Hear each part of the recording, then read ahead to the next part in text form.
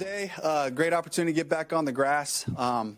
Guys are excited about the opportunity to go on the road together, play good 4 quarters of football, put that together. You know, that's a piece of what we're trying to build here. We have to be able to go on the road and function the way we've been at home, playing together, playing clean football, and finding a way to finish. So great opportunity for us this week.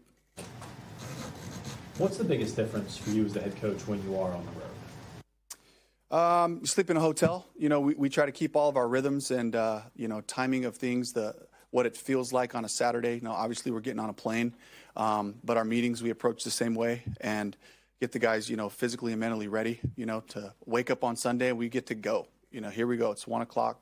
This is where we're at. We're at the stadium with plenty of time getting prepped.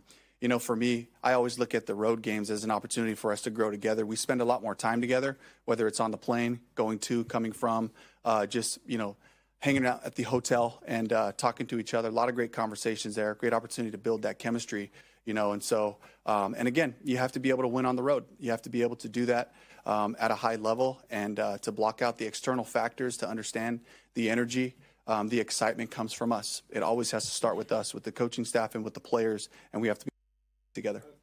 She was limited, but how did he look out there for the first time, I guess, in a couple of weeks? He looked great. He looked great. Last week he started to ramp up. Today he looked awesome, you know, out there running around. He's got a real focused look in his eyes. He's hungry, and he can't wait to get back out there.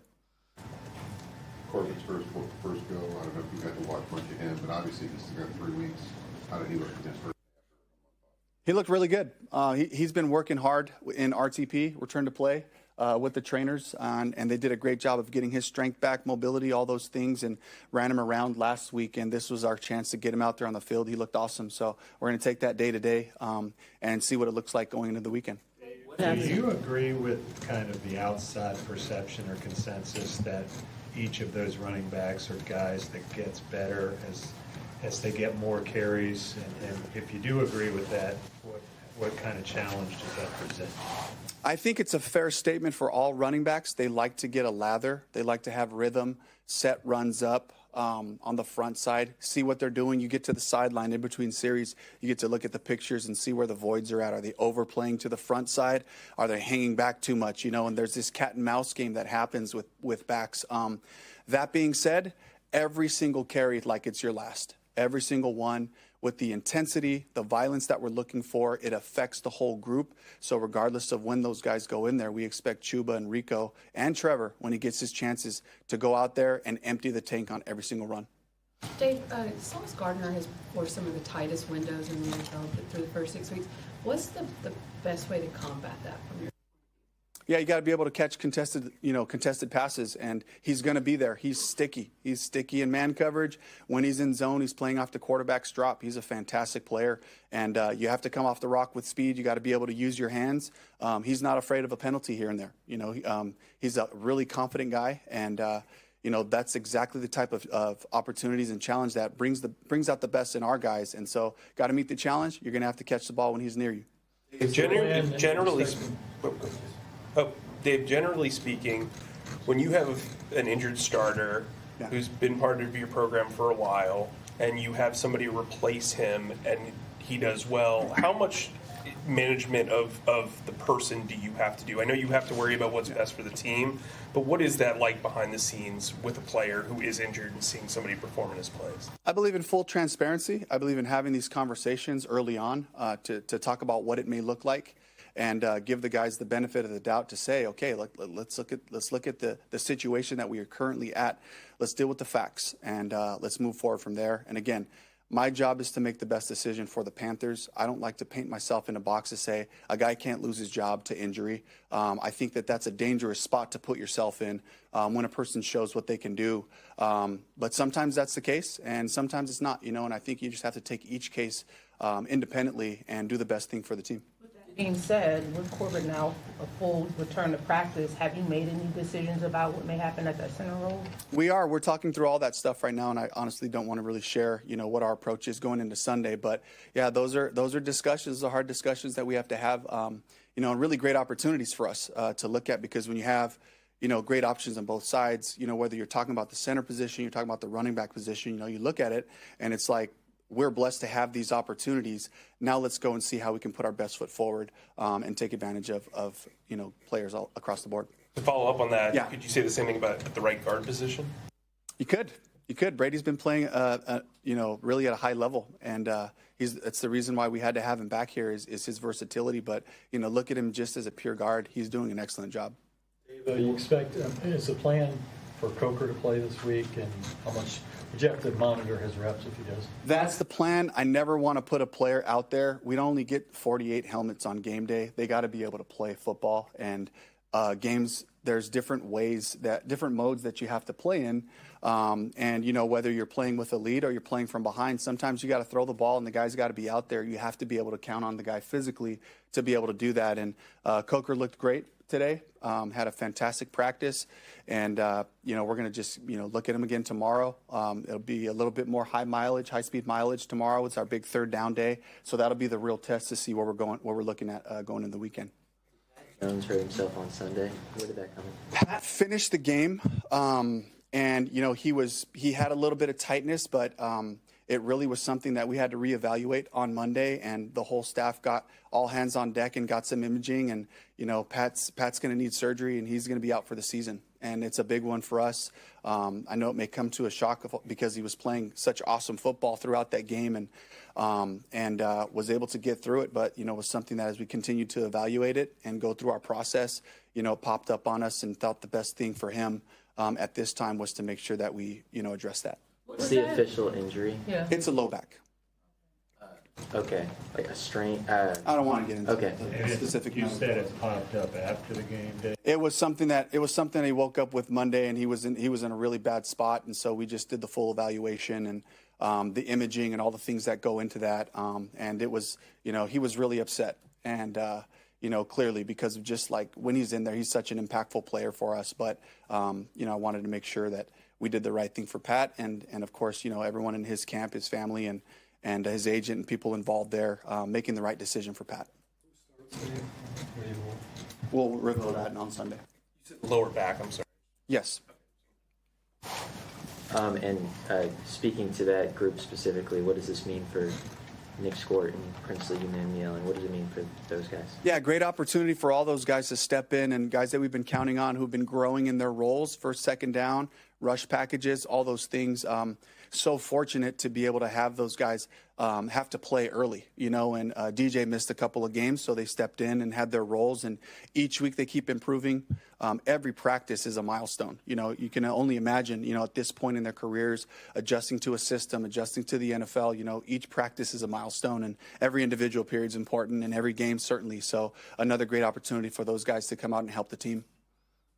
Is there anyone else, Dave, that you might consider, shifting to that outside spot or getting a longer look at somebody that you haven't really gotten a lot of reps at this point? Not right now. It's basically the group that's been working in there and in different levels with substitution. And, of course, the guys that are out there playing get the lion's share of the reps. But a lot of guys been working. And so this is an opportunity also for Boogie Basham, who's been on our team and who's been up for one game. But it's a great opportunity for him to show us what he can do this week as well. So I don't know if you want to say this or not, but is the plan for then Rico to start? I mean, I guess you go with a guy who's run for, the way he has. I mean, it would seem to make sense. But We'll see on Sunday. Would it be hard to sit him down, Dave? Who's that? Rico, given what he's done. I think he's earned everything that he's done in the last 2 weeks. He's earned the right to help this team, and he will. And we'll find a way to do that. How we do that specifically, I don't want to really share those details of it, but certainly the world knows, the recognition he's getting, and just for all of us who've been here, right at the forefront to watch, the violence and the attitude that he's brought to the offense. And again, it's a great opportunity for us, to look at both guys and to find a way for them to help the team. Away anything from that performance, you brought it, but the offensive line is blocked really well. How much does that have to go into your evaluation of who gets, how the rotation works? Absolutely. Let's give credit where credit is due, right? It starts right up front with that group communicating together, staying connected on blocks. I can't say enough about the tight end group and the way that they've been blocking physically, the growth of Mitchell Evans, being a reliable catcher, but also the physicality he's bringing. Tommy has been unbelievable. James has stepped in in JT's absence, and we'll hopefully get JT back as soon as possible. And we're looking at that again right now this week. But give a shout out to Pat McPherson and having his guys ready to play violently. And I see the wide receivers taking strides, and taking steps on finishing plays with their hands on guys. And, when you watch the highlights, it's not without seeing T-Mac or Xavier down the field getting their hands on DBs when Rico has been at the second level. So it takes a full group. It takes Bryce getting us to the right plays against the right fronts, depending on what the defense is doing, and finishing his fakes on those to be able to hold the backside and to complement the whole thing, So it's a group effort. Rico did it at the time, and I would have loved to see Chuba playing behind the production that this line has been doing as well, But yeah, I love the fact that it's a group effort and it's a collective thing with the staff putting great run plans together and the players going out there and executing it. This is the last one. A good performance, run and pass, out of a really mixed group of people. It's been a different group almost every week. How are you guys able to sustain that level with so many different people? It's the work. It's that group that's committed to each other. I'm talking about the offensive line group. These guys spend a lot of time together. They have a lot of camaraderie. They're always working. It starts off with Goody and Joe, and they're always working on stunts. They're always working on different front looks, possibilities that may come up on the side when there's special teams period or when the defense is out there in the scout team periods. They just are constantly working, constantly talking, and they're just committed to that process of work. And that's what it takes, because you never know when your number's going to get called. And when it does, you don't want to miss your shot. You don't want to miss that shot. And I just love what Brady's been able to do. I love what Yash coming in and playing what I believe is his best game as a Panther, really balancing it out from a run game and a pass protection standpoint. So we're really fortunate to have those guys. And it's one thing to have the talent in the room. It's another thing for those guys to work together for the whole room to grow, the whole room to continue to develop. Luke Kuechly via Jake Delhomme praised your play calling on the Fan this week. He said he didn't even know what was coming, and that seems to be high praise coming from him. Similar to a running back or a quarterback sort of getting in a groove, do you get in a groove as a play caller and sort of feel when things are clicking? Absolutely, and it's about efficiency, and that's what this group has been. We've been an efficient team. We've been efficient in the run game. We've been efficient when we're throwing the ball. But when we're getting first downs and we're getting explosive, it opens up the whole call sheet, and it allows just the more chances we get, the more that we can protect our core. You can protect the core of your run game with the play passes and the boots. You can protect your pass game. So you have your core concepts, and then you have adjustments to routes based on those things. The more plays we're able to have, the more times we're converting those first downs, then it just grows, and then the attack becomes really balanced. So for me, it gets a lot easier, but it really starts with our players. It starts with those guys being efficient, blocking the run the way it's supposed to be blocked. It starts with Bryce in the pass game. The ball's got to come out in a certain time and make sure that the guys are catching it, coming up with those catches, a group that's really come together to make plays. We missed some ops early on in the season. That shortens your call sheet. It just shortens the number of plays. So the way that the guys are playing and executing, it really allows Brad, because Brad's in my ear the whole time about setting things up. I can't see the whole call sheet, so I'm calling for Brad. I'm calling for Goody. Okay, we've run this one already. What's the backside looking like? Somebody look at this one when we run this play, and it's a full group effort. And trusting the guys, the eye in the sky. Mike Berkovici's up there calling out the coverages and making sure that we're balanced with our runs and passes. So a full group effort, and it just gets a lot more fun for me the more opportunities we have out there. All right, thank you.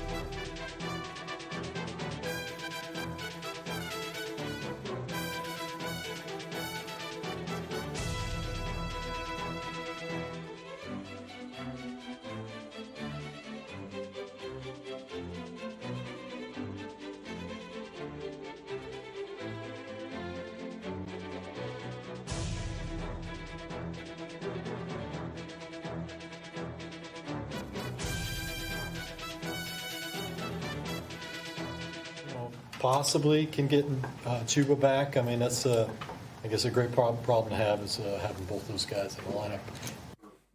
Both options back there, right? Yeah, definitely. I mean, not a problem.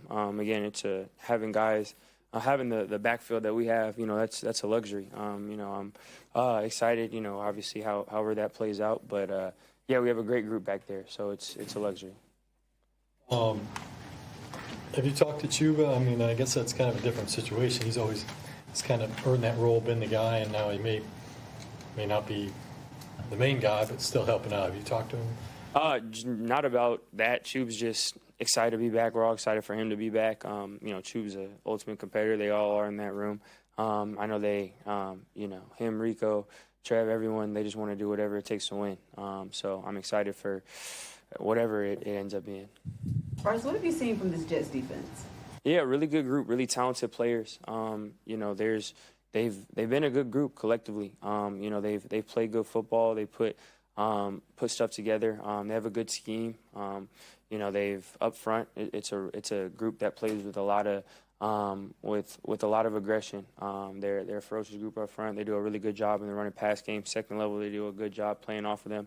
In the back end, it's a really good group. They're talented. They do a good job in coverage, a good job sticky in man. They do a good job in zone, playing with awareness, understanding understanding leverage. We're excited for the challenge. Again, we know it's a really good group. We have to do everything we can during the week to give ourselves the best chance to be successful on Sunday, but we're excited for the challenge. What are some of the keys for y'all offensively heading into this game?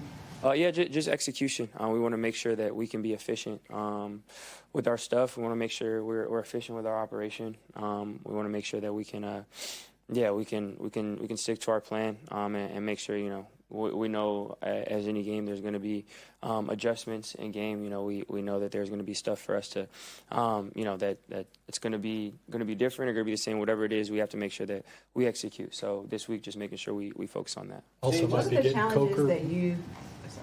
What are the challenges that you feel this team has struggled with on the road, and how can you guys kind of get over that hump on Sunday?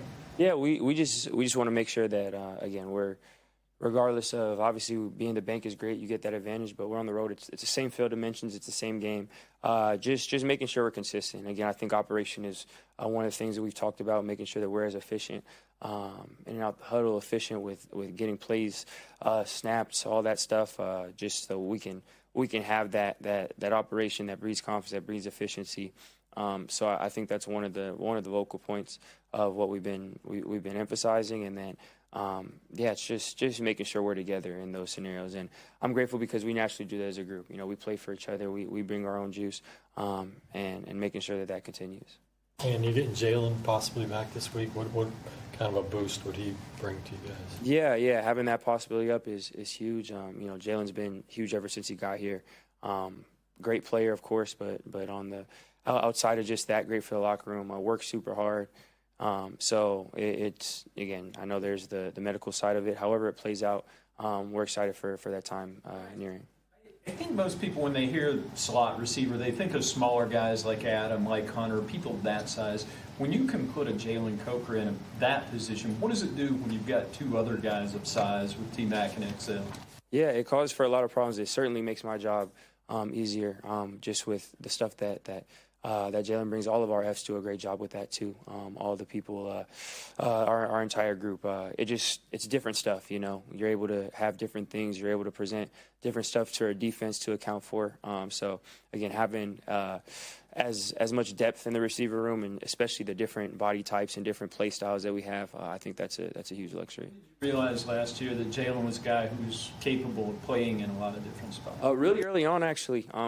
Training camp, coming in undrafted, OTA training camp, you don't really get that luxury of, hey, I just play this position. You don't get to just sit in and be like, I'm only going to be X or Z. So he had to go and just play wherever he could. He was able to get reps at all spots. He was, especially, the competitor he is, he just wants to get on the field however he could, especially back then. So early on, we kind of were like, I think he started outside. We're like, yeah, he's an outside guy, and then had to fill in it inside. Is like, oh wow, he can do that too. Play single side, play X, play Z, and because of just how he came in his circumstances, I think early on we were like, wow, this could be, he brings that utility, which is one of the many things he brings to the team. There have been a few players who have specifically mentioned a culture shift amongst the franchise in the locker room. Would you agree with that there has been a culture shift? And if so, what does that look like? How would you put that in tangible terms? Yeah, I feel like we're definitely continuing to build and grow in the right direction. I think really one of the biggest things that we've noticed is just ownership. The coaches have done a great job of laying foundation for us, and they'll be the first to tell you they emphasize it, making sure we take ownership in the cultures and the plays and in our routines and whatever it is. And I think everyone's gotten a lot more comfortable embracing that, embracing the culture, and embracing the ownership and all the little things. And I think us being able to come into our own has been, it's been great. It's been great to be a part of. It's been great to be a leader through it. So, there's still work to do, still so much for us to build off of. We know there's still so much for us to grow in, and, we're just taking it week by week, but I'm super grateful to be a part of it. Dave talked about when you guys are executing and efficient, just the call sheet opens up and he's able to call anything he wants and do anything he wants, and how different that is than when you're trying to chase. I'm just wondering from your perspective, like the last two games, how different has it been when you guys are sort of in control and able to do what you want to do? How does it open things up for you? Yeah, like you said, we want to make sure that as a play caller, and as an offense, we can be multidimensional. We can have the threats of run, pass, and, obviously the game dictates that stuff. So we always want to stay ahead of the sticks, always want to be ahead. And, that's definitely something we strive for. Also, we understand, it's a competitive league. You're going to be able to have times where stuff comes off the call sheet exactly as you planned, and sometimes where, you have to change and shift. And the great thing about this group is regardless of the circumstances, we're always going to fight. We always believe. We always, know what we're capable of. So, we all obviously have that plan. We want to stick to it. And then regardless of what happens on a week-to-week basis, we're going to continue to fight and play for each other. How does winning change the dynamic of a locker room? I think it breeds confidence and belief, but as far as a work ethic standpoint, it doesn't change at all. For us, we have to chase. We're 0-0 this week. This is the most important game of the season because it's the next one we have. Coach says that all the time. And it's all that matters. So we have to make sure that regardless of anything that's going on, it's a week-to-week league. You're only as good as this upcoming week. So we're making sure that we stick to the process, have the same intensity, same hunger, regardless of what happens. And, that permeates throughout the locker room. It's not just me talking. Everyone believes that. Everyone embodies that. And I'm grateful to be a part of a team like that. But is there a burden that's lifted when you've won or are winning? I think for us, honestly, we've always just kept it inside. We've always kept it in the locker room. We've always kept it about the people in the building. And for us, we've always had that mentality. Success or no success, we've always just played for the next week. From the outside looking in, obviously there's expectations and there's burdens and there's narratives. But for us, we play for each other. We care about the building. So it's not a big shift for us. Again, we have to make sure we're consistent, diligent in our work. Coach is always talking about chasing the work, and that's what's going to make us. And we're all bought into that. Do you know what kind of relationship do you have with Justin Fields? Do you know him? Are you kind of friends, business friends? Yeah, I've been around him a couple of times. The times I've been around him, it's been it's been great being around him. I know a lot of people that are close with him. And I have a ton of respect for him, ton of respect for his game. Heard all great things from people that have played with him. And it's from a quarterback standpoint, it's you kind of learn a lot just because you always watch a film and you're watching, so you watch a bunch of people. And again, from being able to watch him and watch him play and watch his film, I have a ton of respect for the player and person he is. Bryce, I know that he's on the defensive side of the ball, but with the news that Pat Jones is out for the year, how do you absorb that as a leader of the team and just as a human? Yeah, I mean, first and foremost, I feel for him, his family, everyone. That's just such a it's worst part of sports. So I feel for him. Definitely be praying for him.